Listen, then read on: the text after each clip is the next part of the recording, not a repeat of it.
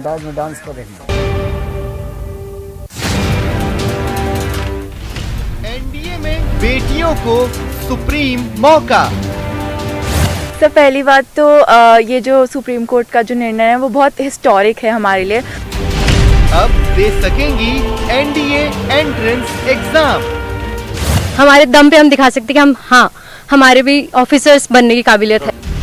Supreme सार मिला अधिकार।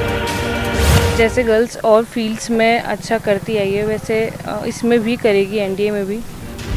तोड़ बेड़ियां परीक्षा देंगी बेटियां। Now it's a great opportunity as the Supreme Court has passed this interim base that they can appear for that NDA examination. केंद्र ने कहा था नीतिगत निर्णय में न हो हस्तक्षेप। सुप्रीम कोर्ट ने कहा पॉलिसी लिंग भेदभाव वाली। And I would just like to thank the Supreme Court कि उन्होंने इंटरिम ऑर्डर पास किया और हम सबको एक इक्वल अपॉर्चुनिटी दी कि हम साथ में आगे बढ़ सकें। एनडीए में अफसर, बेटियां बनेंगी अफसर। हमारे देश में नारी को शक्ति का रूप कहा जाता है। अब यही नारी शक्ति पुरुषों के समान तमाम अवसरों के साथ फौज में कदम से कदम मिलाएगी। नमस्कार, स्वागत है आप सभी का। आपके साथ मैं हूं स्वप्निल। अब लड़कियां भी एनडीए की परीक्षा दे पाएंगी। यह हो पाया सुप्रीम कोर्ट के आदेश के बाद। केंद्र सरकार ने तो कोर्ट में टका सा जवाब दे दिया था कि अब तक जो हुआ वो पॉलिसी मैटर है, पर सुप्रीम कोर्ट ने दो टूक साफ कर दिया कि यह पॉलिसी जेंडर डिस्क्रिमिनेशन यानी लिंग आधारित भेदभाव वाली है, जिसकी देश में कोई जगह नहीं, और इस तरह देश की बेटियों को एनडीए एंट्रेंस एग्जाम में बैठने की इजाजत मिल गई। आज बात इसी पर।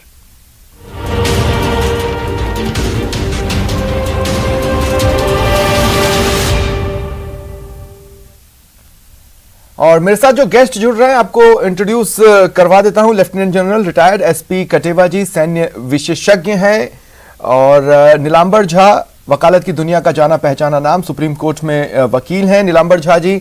और इशिता गिरी ये एनडीए अभ्यर्थी हैं। आप सभी का स्वागत है न्यूज 18 राजस्थान पर। इशिता, आपसे शुरुआत करना चाहता हूं। अभी कुछ घंटों पहले तक आप एनडीए की अभ्यर्थी नहीं थी, अब आप एनडीए की अभ्यर्थी हैं।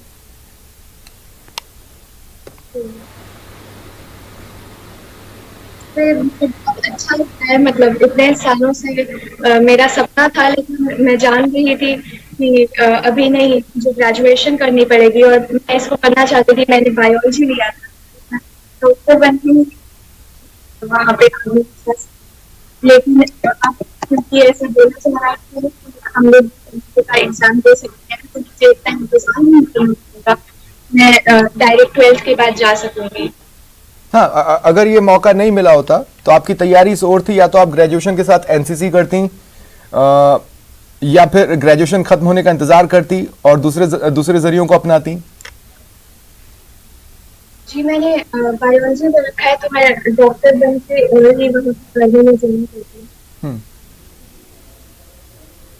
अच्छा इशिता, एक चीज और मैं पूछना चाहता हूँ। देखिए, मैं भी एनडीए में अपियर हुआ था और एसएसबी तक गया था, मेडिकल में अनफिट था। उसके बाद भी मैंने ट्राई किया, मेरी एस्पिरेशन नेवी थी, लेकिन मैं उसको क्रैक नहीं कर पाया, और इसलिए आज टीवी पर आपके सामने आपसे सवाल जवाब पूछ रहा हूँ। मैं ये कहना चाह रहा हूँ कि उस समय तो मेरे दिमाग में ये बात आई ही नहीं जब मैं एनडीए देने गया कि मेरे साथ एग्जामिनेशन हॉल में एक भी लड़की नहीं है। लेकिन आप जब हर साल ये देखती थी कि एग्जाम देने वालों में एक भी लड़की नहीं है, तो क्या ये बात आपको परेशान नहीं करती थी? जी जरूर करेंगे। इतने सालों से केवल लड़के ही दे सकते हैं, तो ये जरूर गलत है। लड़कियां बहुत आगे जा रही हैं, तो एनडीए में भी मौका मिलना ही चाहिए।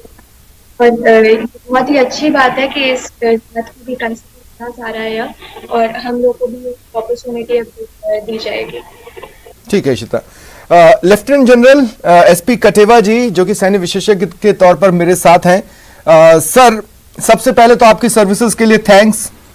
और अब मैं ये पूछना चाहता हूं कि सुप्रीम कोर्ट ने ये जो डिसीजन लिया, ये जो फैसला लिया, क्या ये एक ब्लो की तरह है आर्मी के लिए?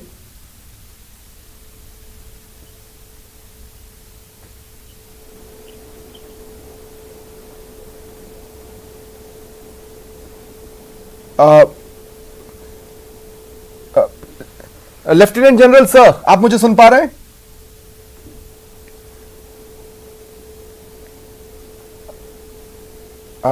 लगता है मैं उनसे कनेक्टेड नहीं हूं, मेरी टीम मुझे उनसे कनेक्ट करेगी।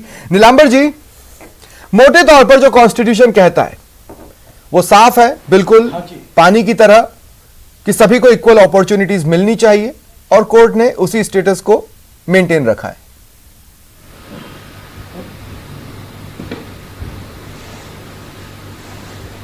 अगर हम लोग कॉन्स्टिट्यूशन ऑफ इंडिया की बात करें तो इक्वलिटी ऑफ अपॉर्चुनिटी सभी सिटीजन्स को दिए गए हैं। और आर्मी एक्ट 1950 में सेक्शन 12 था। उस सेक्शन 12 में एक मैंडेटरी प्रोविजन लिखा हुआ था, no female shall be eligible for enrolment or employment in the regular army. मतलब एक मैंडेटरी प्रोविजन डाला और वहीं पे उसने एक्सेप्शन क्रिएट किया था कि सेंट्रल गवर्नमेंट नोटिफिकेशन करके कुछ कॉर्प्स या डिपार्टमेंट में ब्रांचेस में अलाउ कर सकती है। इस सेक्शन 12 के इस एक्सेप्शन का फायदा लेके सेंट्रल गवर्नमेंट ने पहली बार 30 जनवरी 1992 को एक नोटिफिकेशन निकाला भी था, और उसको 15 फरवरी 1992 से लागू किया गया, but for a limited period of 5 years. पहली चीज। दूसरी चीज कि लिमिटेड डिपार्टमेंट्स थे जहां पे ये चलता था, जैसे एजुकेशन कॉर्प्स था, पोस्टल सर्विसेज थी, जज एडवोकेट जनरल डिपार्टमेंट था, इन डिपार्टमेंट्स में था। रेगुलर आर्मी का जो मेन ग्रुप होता है वहां पे ये अलाउड नहीं किया गया था। धीरे धीरे जब आगे बात बढ़ी, इश्यूज उठे, तो सेंट्रल गवर्नमेंट ने ही इसको 5 इयर्स का जो लिमिटेशन था उसको खत्म किया और 14 इयर्स का लिमिटेशन रखा। और रिसेंटली 15 फरवरी 2020 को doctor Chandrachud, justice doctor Chandrachud का बेंच था, उन्होंने ये परमानेंट कमीशन वुमेन को दे दिया। और अभी जो वेडनेसडे को 18 अगस्त को जो बात उठी कोर्ट में, वो यही उठी कि भाई जब आपके पास सुप्रीम कोर्ट का व्यू क्लियर आ गया है, जो 17 फरवरी 2020 को जस्टिस चंद्रचूड़ के बेंच ने दिया था कि भाई आप किसी भी तरह का डिस्क्रिमिनेशन नहीं कर सकते हैं बिटवीन विमेन एंड मेन, तो फिर आप आर्मी खुद बखुद ऐसा क्यों नहीं करते हैं कि अलाउ कर दे एनडीए में विमेन को अपीयर करने के लिए, गर्ल स्टूडेंट्स को। और सेंट्रल गवर्नमेंट ने इस वक्त, आपने जैसा कहा, सही कहा कि ये पॉलिसी डिसीजन का बहाना लेके बच रही थी, लेकिन सुप्रीम कोर्ट ने कहा कि भाई डॉक्टर चंद्रचूड़ का जजमेंट आने के बाद किसी भी तरह का कोई इस तरह का व्यू नहीं लाया जा सकता है कि पॉलिसी डिसीजन है। हमने डिस्क्रिमिनेशन हटाने के लिए एक स्टेप लिया है, और उसी में हम इंटरिम ऑर्डर दे रहे हैं कि भाई जो भी विमेन है वो भी रेगुलर आर्मी में एग्जाम देगी। हाँ, दिस इज इंटरिम ऑर्डर, लेकिन ये दिख रहा है कि हमारा सुप्रीम कोर्ट क्या चाह रहा है। और जिस तरह से सेंट्रल गवर्नमेंट का कंडक्ट रहा है शुरुआत से, ये पॉजिटिव ही रहेगा, आगे भी पॉजिटिव रहेगा। हम लोग को फाइनल ऑर्डर भी मिलेगा और वुमेन को हम लोग रेगुलर एंट्री देंगे नेशनल डिफेंस एकेडमी में। ठीक है, मैं ये एक महत्वपूर्ण सवाल की ओर मुझे ले जाता है नीलांबर जी, मैं आपसे पूछूंगा, लेकिन उससे पहले एक बार फिर मैं आना चाहता हूं retired lieutenant general SP Kateva ji के पास। सर, मैं सैल्यूट करता हूं, सबसे पहले तो थैंक्स कहता हूं आपको आपकी सर्विसेज के लिए। और अब मैं ये सवाल पूछना चाह रहा हूं कि क्या सुप्रीम कोर्ट ने जो कहा वो एक ब्लो है आर्मी के लिए? देखिए स्वपन जी, सबसे बड़ी बात है कि जो सुप्रीम कोर्ट का ऑर्डर है उसको मानना इस देश की कॉन्स्टिट्यूशन में लिखा हुआ हर एक नागरिक का, हर एक ऑर्गेनाइजेशन का वो काम है। परंतु जैसे कि आपने थोड़ी देर पहले बताया, ये इंटरिम ऑर्डर है, और ये ऑर्डर ऐसा दिया गया है जो सितंबर में एग्जामिनेशन होने थे, उसके लिए सुप्रीम कोर्ट, माननीय सुप्रीम कोर्ट ने बोला है कि इसमें वुमेन को परीक्षा देने की इजाजत दी जाए। ये फॉर्म फिलिंग कम से कम 2, 2.5, 3 महीने पहले हो चुकी है, रोल नंबर मिल चुके होते हैं। तो सिर्फ ये है कि इसी सितंबर में एग्जाम देने के लिए शायद ये मुश्किल होगा एडमिनिस्ट्रेटिवली। दूसरी बात, मेरा ये पर्सनल ओपिनियन है कि जहां तक एनडीए का सवाल है, नेशनल डिफेंस एकेडमी, ये एशिया की सबसे अच्छी ट्रेनिंग एकेडमी है और दुनिया में इसका नाम है। 1949 से ये एकेडमी चल रही है। मैं खुद एनडीए का ग्रेजुएट हूँ, और यहाँ पे जो एडमिनिस्ट्रेटिव फैसिलिटीज हैं, जिस तरह की कबर्ड बनी हुए हैं, केबिन्स बने हुए हैं, बाथरूम बने हुए हैं, टॉयलेट्स बने हुए हैं, वो सारे इस तरह के बने हुए हैं, बिल्कुल कॉमन। वहां कोई किसी किस्म का सेपरेट फैसिलिटीज विमेन के लिए बनाने में समय लगेगा अगर उन्होंने एकदम से अक्टूबर नवंबर में ही इसको शुरू कर दिया। जहां तक सरकार और आर्मी का सवाल है, वुमेन एंट्री आर्मी में ऑफिसर्स के लिए ऑलरेडी हो चुकी है, पर जैसा कि ये उस ऑर्डर से ऐसा होगा कि एनडीए जो कि मेन स्ट्रीम है सेना के, नर्सरी है ऑफिसर काडर के लिए, उसमें अगर विमेन आने लग जाएंगी, लड़कियां आने लग जाएंगी, जो कि आएंगी क्योंकि हुक्म सरकार का है, खूब सारी लड़कियां, खूब सारी विमेन आना भी चाहती हैं और उनको मौका भी मिलना चाहिए। परंतु अगर ऐसी बात होगी तो अभी भी जो हमारा कॉम्बैट रोल है आर्मी में, इन्फेंट्री और आर्टिलरी में, इन दो आर्म्स जो कि 60% ऑफ दी आर्मी हो जाती है, इसमें अभी भी विमेन एंट्री नहीं है। हाँ, लड़ाका बलों में अभी भी एंट्री नहीं है और इक्वल अपॉर्चुनिटीज में अभी इस बारे में बात नहीं आई है। लेकिन सर, मैं ये कह रहा हूं कि आप एनडीए का एक प्रोसेस होता है, रिटन एग्जाम, उसके बाद एसएसबी में आप चेक करेंगे कि ऑफिसर लाइक क्वालिटीज हैं या नहीं, उसके बाद मेडिकल। अगर इतने कठिन मापदंड को लड़कियां क्लियर कर पा रही हैं तो फिर मुझे नहीं लगता कि उनके नंबर्स या कितने नंबर्स में आती हैं, वो तो ये भी नहीं कह रही कि हमें सेपरेट फैसिलिटीज दीजिए, सेपरेट वॉशरूम्स या सेपरेट बाथरूम्स, वो तो सिर्फ देश की सेवा करना चाहती हैं। तो इसमें ये तो एक वेलकम स्टेप होना चाहिए। है, मतलब वो नहीं मांग रही हैं, पर ये एक सिविलाइज सोसाइटी का रहने का तरीका है। किसी जगह पे भी, किसी ऑर्गेनाइजेशन में, आप एयरपोर्ट पे चले जाए, कहीं चले जाइए, मेन और वुमेन के टॉयलेट्स अलग अलग होते हैं और इस तरह की फैसिलिटीज अलग अलग होती है, उनकी रिक्वायरमेंट अलग होती है। ठीक है, वो उनकी कोई डिमांड नहीं है।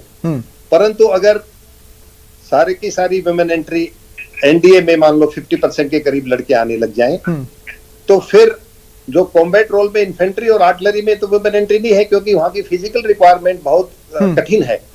और जैसे कि मैं आपको एक उदाहरण दूं, किसी चोटी पे कोई कब्जा करना है, उन्होंने हमला बोला है, और विमेन की जो फिजिकल फिटनेस की रिक्वायरमेंट है, जो स्टैंडर्ड है, जो लेट डाउन है, वो लड़कों से, मेल से अलग है। उनको कॉमन करना पड़ेगा, पर ऐसा नहीं हो सकता कि उस हमले के दौरान वो वुमेन एंट्री स्कीम की आए हुए ऑफिसर, वो लड़कियां बिल्कुल फिजिकली फिट हैं, एग्जाम्पल एथलीट्स हैं, खूब सारी हैं, पर कॉमन वुमेन के लिए वो फिजिकल फिटनेस में थोड़ी सी कमी है, क्योंकि आप खुद देख सकते हैं कि स्पोर्ट्स में भी विमेन के स्पोर्ट्स अलग होते हैं, मेन के स्पोर्ट्स अलग होते हैं। तो इसलिए उनका फिजिकल स्टैंडर्ड बिल्कुल लड़कों के बराबर हो जाएगा, ये थोड़ा सा मुश्किल है। तो जो कॉमन फिजिकल, सर अभी तो इसको जांचा ही नहीं गया। मैं इस बारे में आपसे बात करूंगा एंट्रेंस प्रोसीजर के थ्रू ही, लेकिन जिस तरफ आपने इशारा किया था वो सवाल मैं जरूर लेना चाहता हूं नीलांबर जी से। नीलांबर जी, देखिए, बहुत स्पष्ट टिप्पणी थी सुप्रीम कोर्ट की। उन्होंने कहा कि भाई आपको न्यायपालिका की आवश्यकता क्यों है, आप न्यायपालिका को आदेश के लिए बाध्य कर रहे हैं, बेहतर यह है कि आप अदालत के आदेशों को आमंत्रित करने के बजाय इसके लिए ढांचा तैयार करें। ये एक सिंपल सी टिप्पणी थी। अब एनडीए से एंट्रेंस लेने का मतलब यह है कि जो लड़कियां हैं उन्हें 21 साल का होने का इंतजार नहीं करना पड़ेगा, वो 12वीं पास करने के बाद डायरेक्ट सेना के लिए अपेयर कर सकती हैं। इसका मतलब यह है कि वो उसी एज ग्रुप से प्रमोशन और सारी चीजों की हकदार होंगी जिस एज ग्रुप से लड़के हो रहे थे। लेकिन जब हम इक्वल अपॉर्चुनिटीज की बात कर रहे हैं तो एक होते हैं गैर लड़ाका बल और एक होते हैं लड़ाका बल।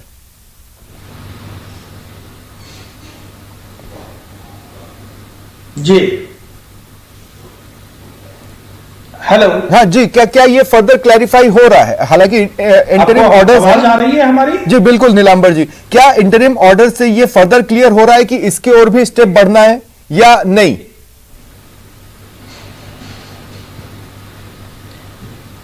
देखिए, इंटरिम ऑर्डर अपने आप में हमारे सुप्रीम कोर्ट के माइंड को ओपन कर चुका है। उसने सबसे पहली बात यह कही कि भाई जिस भी इश्यूज को लेके आप आए हैं और जिस डिस्क्रिमिनेशन की आप बात कर रहे हो वो सुप्रीम कोर्ट सेटल कर चुका। जस्टिस चंद्रचूड़ के बेंच ने 17 फरवरी 2020 को ये सेटल कर दिया कि किसी भी तरह का डिस्क्रिमिनेशन आप नहीं कर सकते हैं। और उसके बाद सुप्रीम कोर्ट बोला कि भाई हम इंटरिम ऑर्डर दे रहे हैं कि वो एग्जामिनेशन दे ले, और फाइनली हम डिसाइड करेंगे। लेकिन उसी वक्त जब कोर्ट में आर्गुमेंट हो रहा था तो सुप्रीम कोर्ट ने कहा कि भाई आर्मी को बढ़ के खुद ये काम करना चाहिए, जरूरत नहीं पड़नी चाहिए कि हमको कोई ऑर्डर देना पड़े। लेकिन इस वक्त हम ये जरूर आपको बताएंगे और हमारे सिटीजन, इंडियन सिटीजन ये जान लें कि सैनिक स्कूल तलैया में हम स्टूडेंट थे और सैनिक स्कूल का जो ग्रुप था उसको बनाया ही गया था कि वहां स्टूडेंट्स को तैयार किया जाए नेशनल डिफेंस एकेडमी के लिए। हाँ। और उस सैनिक स्कूल में पिछले साल से लड़कियों की एंट्री शुरू कर दी जा चुकी है।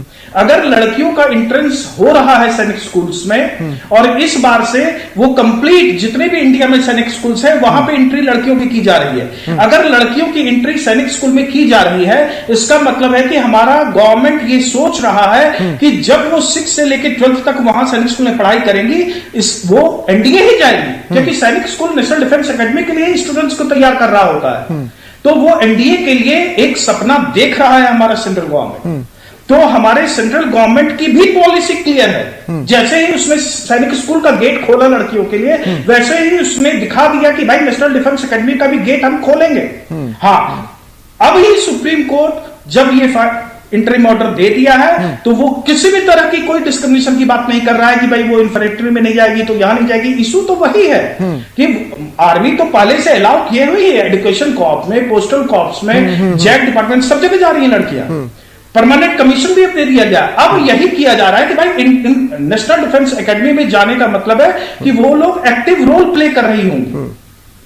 तो सुप्रीम कोर्ट इसका मतलब एक बड़ा चैलेंज तो लड़कियों के लिए भी है। एनडीए मिला है लेकिन इसके बाद देखिए इशिता, बेसिकली बात यह है कि अभी एक स्टेप मिला है चलने के लिए, लेकिन अपना मेटल, अपना कोर आप लड़कियों को समय समय पर साबित करना होगा, क्योंकि एक बहुत लंबी अग्नि परीक्षा से भी गुजरना है।